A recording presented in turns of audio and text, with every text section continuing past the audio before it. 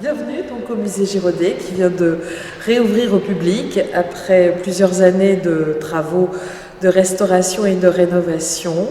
Là nous sommes juste en face d'une des œuvres maîtresses de cette collection qui est en effet le buste médaillon de Girodet sculpté par Henri de Tricty qui est aussi un très grand artiste de cette collection. Alors Girodet, pourquoi le musée Girodet à Montargis ? Bien parce que tout simplement Anne-Louis Girodet est né à Montargis en 1767, qu'il a fait une carrière en effet extrêmement importante puisqu'il a été l'élève de David, il a eu le concours du prix de Rome et c'était un artiste incontournable de la fin du XVIIIe et du début du XIXe, il est mort en 1824 et que en effet ce bâtiment entre autres et ces espaces qui sont d'origine, lui ont été dédiés, puisqu'on le voit en particulier avec les plafonds de ce grand salon, qu'on dénomme maintenant le salon Girodet, puisqu'on y retrouve 4 grisailles évoquant des œuvres importantes, majeures de Girodet. En particulier ici, nous avons la Révolte du Caire, sans doute l'œuvre la plus romantique dans son esprit de l'artiste. Bien sûr, les funérailles d'Atala, inspirées du roman de Chateaubriand, sont des œuvres de la seconde partie de sa carrière, et puis Le Sommeil d'Endymion, toujours une grisaille bien sûr, mais qu'on peut retrouver sur les cimaises du musée, et qui est donc l'œuvre qu'il a réalisée à Rome durant son séjour à Rome comme pensionnaire, et qui a été véritablement l'œuvre qui a révélé un petit peu l'esprit poétique et de l'artiste. Alors là, nous avons actuellement 2 grandes galeries, le salon, 2 grandes galeries. Ça, ce sont les espaces historiques, on va dire, du musée jusqu'à la bibliothèque. Et l'extension a permis de développer et de créer, de doubler ces surfaces d'exposition avec un espace dédié à Henri de Tricty, donc ce sculpteur plutôt de l'époque romantique, et puis actuellement une salle qui est encore fermée, mais qui sera un cabinet d'art graphique qui permettra de présenter différents types de fonds autour de l'histoire du patrimoine, de l'agglomération montargoise, ou les fonds d'art graphique, en particulier de Girodet, qui sont importants. Alors ça, c'est l'exposition permanente. Ça, nous sommes dans les salles d'exposition permanente. Des salles d'exposition temporaires ont été créées au moment de la rénovation en rez-de-jardin, et donc nous avons 3 espaces d'exposition temporaires qui permettent en effet d'exposer ces expositions, de présenter peut-être des fonds du musée qui sont en général en réserve, de faire des petites expositions dossiers et qui évitent surtout de décrocher les pièces d'exposition permanentes, ce qui était le cas avant la fermeture du musée. Alors pour cette année, vous avez des projets pour le musée? Alors pour cette année, il y a en effet un très grand projet en fin d'année, en octobre, d'octobre à janvier de l'an prochain, qui est une exposition autour du salon de 1819, qui est un salon majeur en effet sous la Restauration, puisque c'est le salon qui a vu un peu cette confrontation sur les cimaises, sur ces cimaises, du Pygmalion et Galatée de Girodet et du radeau de la Méduse de Géricault. Sachant que ce sont 2 artistes qui sont morts la même année, 1824, l'un représentant véritablement l'esprit un peu néoclassique de la peinture, surtout avec le Pygmalion et Galatée, alors qu'avec Géricault et le salon et le radeau de la Méduse, nous avions en effet l'émergence de ce mouvement qui allait être reconnu en 1824, qui est le romantisme. Avez-vous une pièce favorite ici? Une pièce favorite, quelle est la pièce favorite? Bon, alors en effet, cette sculpture de Tricty avec Girodet, puisque elle est très emblématique et qui est dédiée aux citoyens, ce tableau, cet odalisque de Girodet, puisque on découvre non seulement l'univers oriental dont Girodet était extrêmement attaché, proche, et surtout la technique de l'artiste à travers cette œuvre un petit peu inachevée, puisqu'on voit en effet à travers ces différentes phases la manière dont il composait ces tableaux, ici avec une esquisse, en effet avec les drapés, la main. Par contre, vous voyez qu'il aborde déjà aussi le fond, et puis ce travail extrêmement subtil de la carnation de cet odalisque. On a aussi des œuvres qui sont attachantes.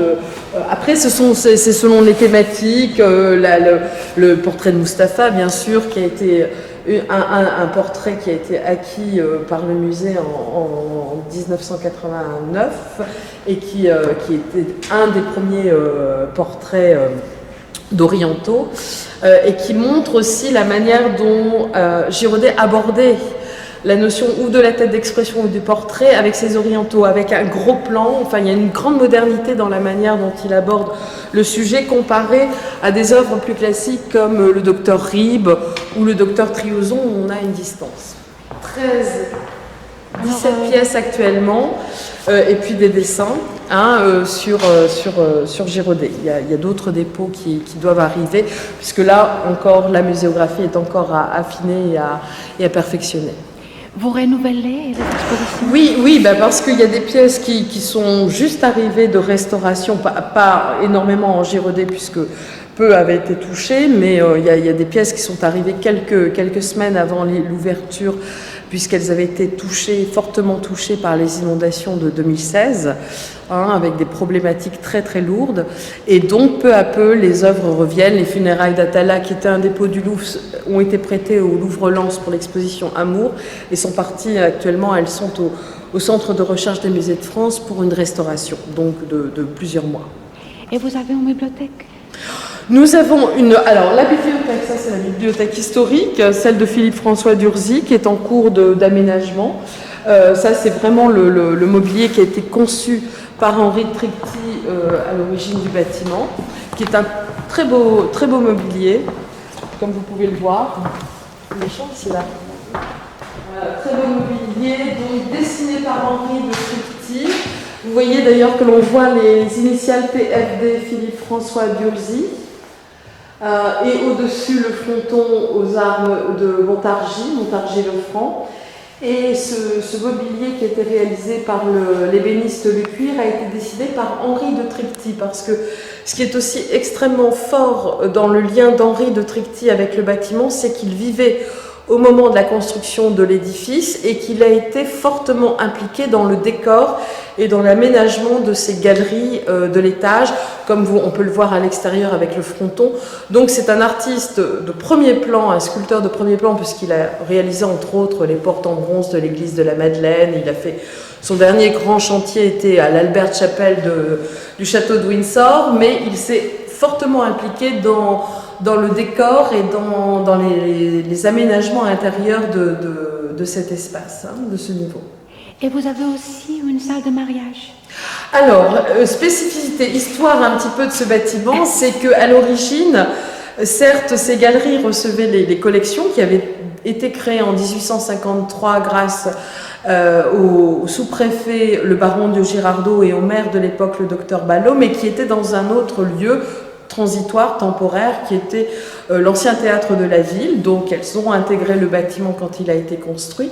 Et ce bâtiment était une école gratuite, une fondation qui permettait d'accueillir de jeunes ouvriers, de les former pour l'évolution de leur carrière et de leurs connaissances. Donc il y avait des cours.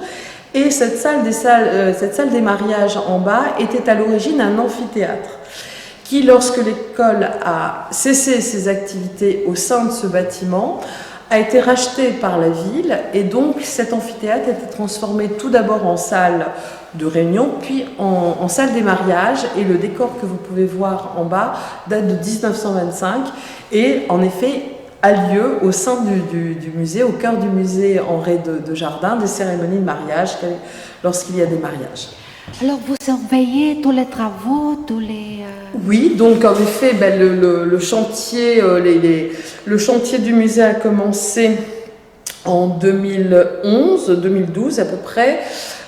C'est poursuivi, parce que c'est toujours extrêmement complexe, jusqu'en 2016. Malheureusement, il a subi, comme les collections, une inondation extrêmement importante. Donc le chantier a été à quelques mois de la réception, à quelques semaines de la réception du bâtiment. Et ensuite, il a à nouveau fait l'objet de nouveaux travaux suite aux incidences de cette inondation importante qui a eu lieu le 31 mai 2016.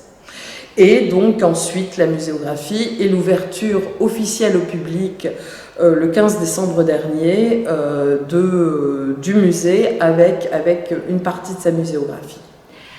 Et le musée est gratuit jusqu'à février.